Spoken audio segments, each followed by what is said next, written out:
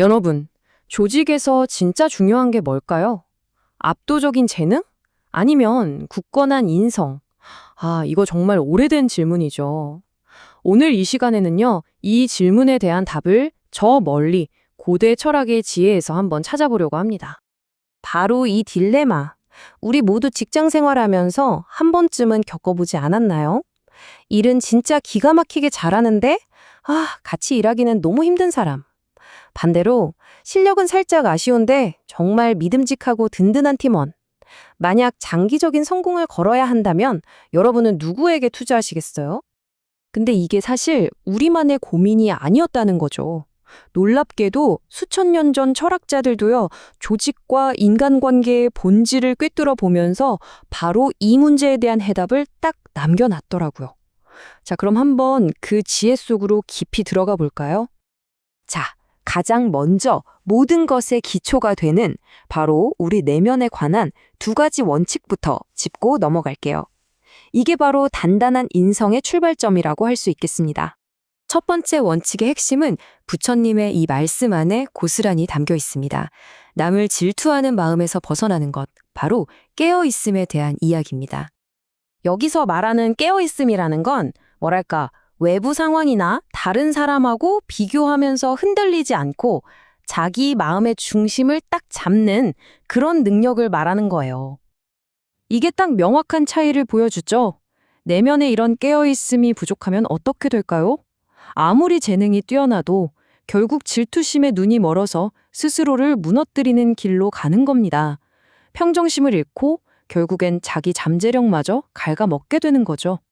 자, 이제 두 번째 기초 원칙으로 한번 넘어가 보죠. 공자님의 아주 유명한 말씀이 있는데요. 이게 핵심을 정확히 짚어줍니다. 여기서 말하는 성실은요, 그냥 부지런하다, 이런 차원을 넘어서는 거예요. 특히 뭔가 일이 잘못되었을 때 남 탓하지 않고 자기 책임을 딱 인정하는 그런 진솔한 태도를 말합니다. 이게 바로 신뢰할 수 있는 인격의 가장 기본이 되는 도리죠. 사실 일이 잘 풀릴 때는 누구나 다 좋아 보일 수 있어요. 하지만 진짜 모습은 위기가 닥쳤을 때 드러나죠. 재능만 있고 이런 성실함이 없는 사람은요, 꼭 남 탓을 하면서 팀 전체를 그냥 마비시켜버립니다. 신뢰를 무너뜨리는 가장 확실하고 빠른 길? 바로 이거죠. 자, 지금까지는 우리 내면을 들여다봤잖아요. 이제는 범위를 좀 넓혀서 다른 사람과의 관계 속에서 인성이 어떻게 드러나는지 그 다음 두 가지 원칙을 한번 살펴보겠습니다. 소크라테스가 좋은 인성의 가치를 정말 어마어마하게 높게 평가했죠. 아니, 왜 그랬을까요? 그건 바로 조직 안에서 자기 자신의 가치를 제대로 아는 지혜랑 관련이 깊기 때문입니다. 이게 바로 우리의 세 번째 원칙이에요. 여기서 말하는 지혜도 그냥 똑똑하다, 지식이 많다, 이런 뜻이 아닙니다. 조직 안에서 내가 한 일을 막 부풀리지 않고 또 그에 맞는 공정한 대우가 뭔지 이해하는 능력, 바로 그런 걸 말하는 거죠. 바로 이겁니다. 왜 한 명이 12명보다 낫다고 했을까요? 간단해요. 인성이 나쁜 사람은 자기가 한 것보다 훨씬 더 많은 보상을 요구하면서 끊임없이 갈등을 만들어내거든요. 하지만 인성이 좋은 사람은 묵묵히 긍정적으로 기여하면서 결국 모두에게 이익을 가져다 주기 때문입니다. 공자님은 정말 단호하게 말하죠. 재능이 아무리 뛰어나도 이게 없으면 그냥 다 소용없다라고요. 그게 뭘까요? 바로 예절, 그리고 다른 사람에 대한 존중입니다. 여기서 말하는 예절이라는 것도 그냥 겉으로만 격식을 차리는 그런 행동이 아니에요. 그 본질은 동료를 마음 깊이 존중하는 데서 자연스럽게 나오는 겸손함과 공감 능력, 바로 그 자체를 의미합니다. 이 지점이 참 흥미롭지 않나요?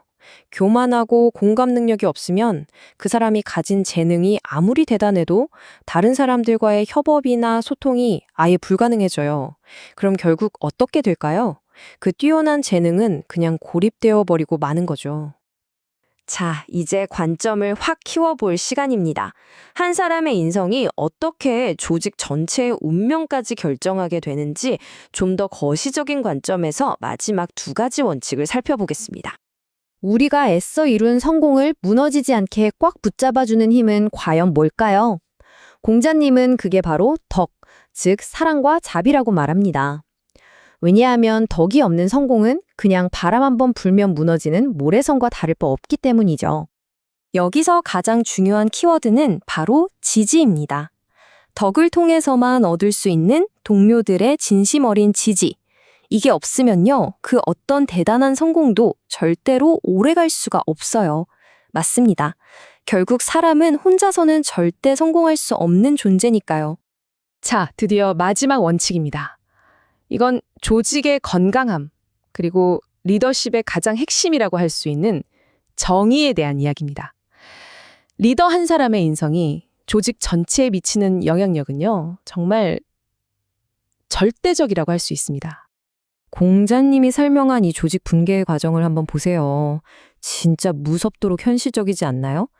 인성이 나쁜 리더 한 명이 잘못 세워지면 제일 먼저 원칙을 지키던 좋은 사람들이 떠나갑니다. 그럼 그 자리엔 비슷한 사람들만 남게 되고 결국 조직은 내부의 다툼으로 스스로 무너져 내리는 거죠. 정말 아찔한 시나리오입니다.